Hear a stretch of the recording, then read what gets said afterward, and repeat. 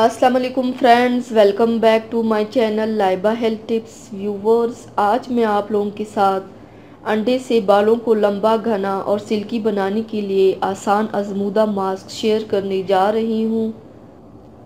Friends, अंडा बालों की ग्रोथ के लिए और गिरते बालों को रोकने के लिए बहुत मुफीद है।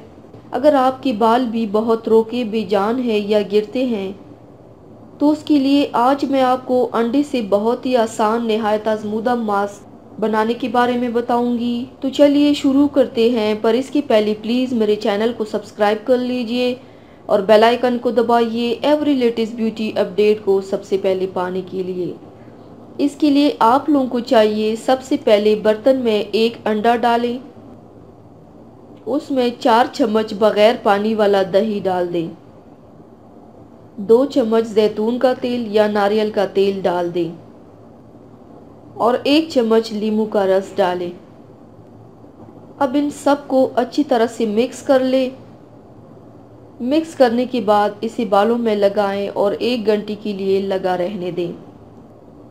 इसके बाद बालों को शैम्पू से धो लें। ये मास्क आपके बालों को लंबा बनाएगा और गिरना बंद होंगे। घने, चमकदार, नरम मुलायम बाल होंगे इंशाल्लाह। तो viewers, thanks for watching. Video को लाइक और शेयर ज़रूर कीजिएगा।